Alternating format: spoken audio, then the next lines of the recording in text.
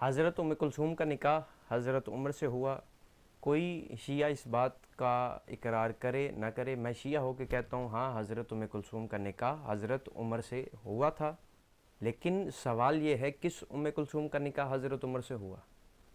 کیا حضرت عمر کی کوئی ایک ہی بیوی تھی جس کا نام ام کلثوم تھا؟ نہیں، حضرت عمر کی 4 ازواج ایسی تھیں جن کا نام ام کلثوم تھا۔ پہلی زوجہ حضرت عمر کی جس کا نام ام کلثوم تھا، اس کا نام ام کلثوم جمیلہ بنت عاصم۔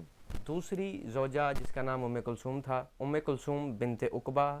تیسری ام کلثوم ملکہ بنت عمر، اور چوتھی ام کلثوم بنت ابی بکر نہ کہ بنت علی۔ یہ 4 بیویاں تھیں حضرت عمر کی ام کلثوم نامی۔ مولا علی کی کسی بھی بیٹی کا نکاح حضرت عمر سے نہیں ہوا۔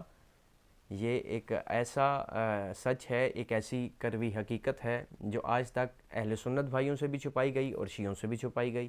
کتاب آپ کے سامنے، حسب و نسب، وہی کتاب میرے ہاتھ میں، اہل سنت کے جید عالم مفتی غلام رسول جماعتی نقشبندی اس کتاب میں لکھتے ہیں کہ وہ کہتے ہیں مسلمانوں، جس ام کلثوم کا نکاح حضرت عمر سے ہوا تھا وہ مولا علی کی صاحبزادی نہیں تھی، بلکہ وہ حضرت ابو بکر کی بیٹی ام کلثوم تھی۔